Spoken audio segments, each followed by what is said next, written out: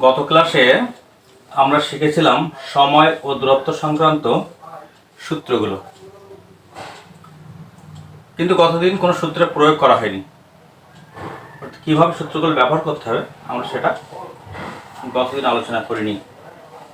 আজকে দেখি আমরা সূত্রগুলো কি করে ব্যবহার করতে পারি, একটা অঙ্কের মাধ্যমে দেখি। অঙ্কটা কি দেওয়া আছে?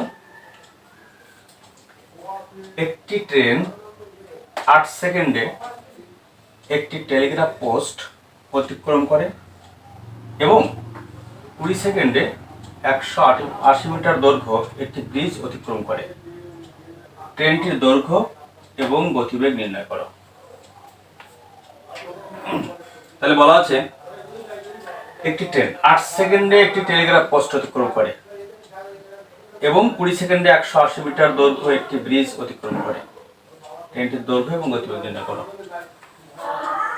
আমাদের মনে রাখতে হবে সূত্রে ছিল কোন স্থির বস্তুকে দাঁড়িয়ে থাকা কোনো বস্তু, যেমন ল্যাম্প পোস্ট, টেলিগ্রাফ পোস্ট, খুঁটি, স্থির অবস্থায় দাঁড়িয়ে থাকা কোনো মানুষ, এরকম অতিক্রম করার অর্থ নিজের দৈর্ঘ্যটা অতিক্রম করা। তাহলে নিজের দৈর্ঘ্য কত সেকেন্ডে যায়? 8 সেকেন্ডে। আবার আমরা এটাও জেনেছিলাম একটা নোটে, কোনো ব্রিজ, কোনো প্ল্যাটফর্ম, কোনো সেতু, দৈর্ঘ্য একটা বিষয়, ব্রিজ হোক, প্ল্যাটফর্ম হোক, সেতু হোক, সেটা যখন অতিক্রম করবে তার মধ্যে দুটো জিনিস থাকবে। কি থাকবে? নিজের দৈর্ঘ্য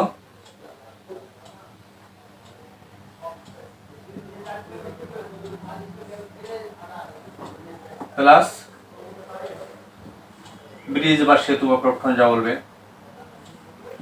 ব্রিজের দৈর্ঘ্য।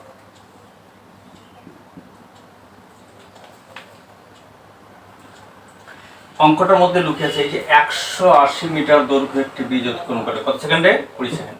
এই পয়েন্টটাকে আমাদের খেয়াল রাখতে হবে। তাহলে ব্রিজের দৈর্ঘ্য তো 180 মিটার, তাহলে নিজের দৈর্ঘ্যটা কোথায় গেল? কিন্তু এই 20 সেকেন্ড সময় কিন্তু 180 মিটারের জন্য নয়। এই 20 সেকেন্ড সময় নিজের দৈর্ঘ্যের জন্য প্লাস ব্রিজের দৈর্ঘ্যের জন্য। তাহলে আমাদের যেটা করতে হবে, এই যে 20 সেকেন্ড সময় লেগেছে, কার জন্য 20 সেকেন্ড লেগেছে? এই 20 সেকেন্ড লেগেছে নিজের দৈর্ঘ্যের জন্য প্লাস ব্রিজের দৈর্ঘ্যের জন্য। তাহলে আমরা এটাকে মাইনাস করব। এই 20 সেকেন্ড থেকে 8 সেকেন্ড বাদ দেবো। কেন? 8 সেকেন্ড তো নিজের দৈর্ঘ্যের জন্য লেগেছে, অর্থাৎ টেলিগ্রাফ পোস্ট অতিক্রম করেছে। 20 সেকেন্ডে যে 180 মিটার দৈর্ঘ্য ব্রিজ গেছে না, 20 সেকেন্ডে 180 মিটার দৈর্ঘ্য ব্রিজ প্লাস নিজের দৈর্ঘ্য গেছে। কেন? আমরা বলেছিলাম ব্রিজের দৈর্ঘ্য বা প্ল্যাটফর্মের দৈর্ঘ্য বা সেতুর দৈর্ঘ্য অতিক্রম করতে গেলে নিজের দৈর্ঘ্য যাবে প্লাস সেই সেতু বা ব্রিজ বা প্ল্যাটফর্ম যাই থাক তার দৈর্ঘ্য। তাহলে দেখি নিজের দৈর্ঘ্য কত? 8 সেকেন্ডে গেছে। 20 সেকেন্ডে কি গেছে? নিজের দৈর্ঘ্য প্লাস সেতুর দৈর্ঘ্য। এখানে বুঝতে হবে এই পয়েন্টটার মধ্যে সব লুকিয়ে আছে। লিখে 20 মাইনাস 8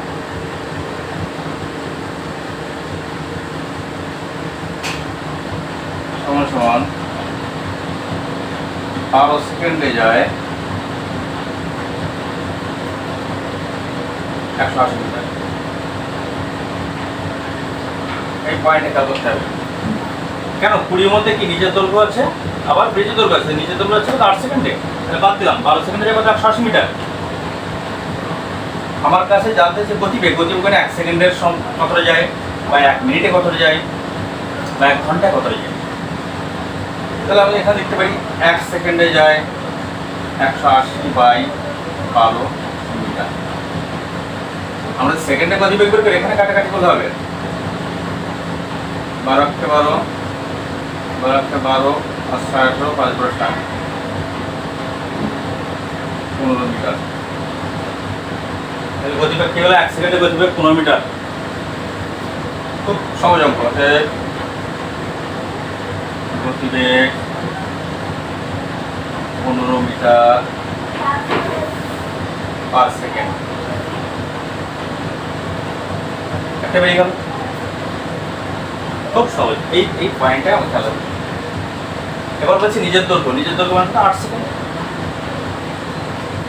তাহলে আমরা কি বললাম? 1 সেকেন্ডে কত যায়? 15 মিটার।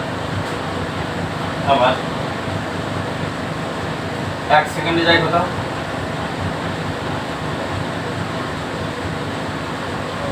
15 মিটার। নিজের দৈর্ঘ্য কত সেকেন্ডে যাচ্ছে? 8 সেকেন্ডে।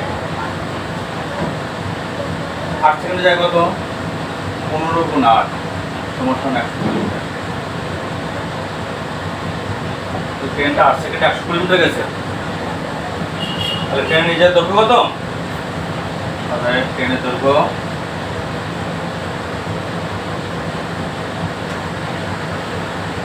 120 মিটার। অঙ্কটা খুব সহজ। এই যে মাইনাস পয়েন্ট, এই জায়গাটা খেয়াল রাখতে হবে। 20 সেকেন্ডে 180 মিটার দৈর্ঘ্য যে ব্রিজ গেছে, কিন্তু মজার বিষয় ওই 20 সেকেন্ডের মধ্যে নিজের দৈর্ঘ্যটাও গেছে প্লাস ব্রিজ দৈর্ঘ্য গেছে। তাহলে নিজের দৈর্ঘ্যের জন্য যে সময়টা সব বাদ দিলে বাকি সময়টাই সে ব্রিজের পূরণ করেছে, অর্থাৎ 12 সেকেন্ডেই 180 মিটার গেছে। আমাকে গতিবেগ বের করতে বলেছে, 1 সেকেন্ডে কত? 15 মিটার গেছে। এটাই তো গতিবেগ। এই যে লিখেছি গতিবেগ 15 মিটার পার সেকেন্ড। নিজের দৈর্ঘ্য কত? 8 সেকেন্ডে যে পথ যাবে সেটা। তাহলে কি পেলাম? 1 সেকেন্ডে 15 মিটার, 8 সেকেন্ডে 15 গুণ 8 120 মিটার। তাহলে ট্রেনের নিজের দৈর্ঘ্য কত? 120 মিটার।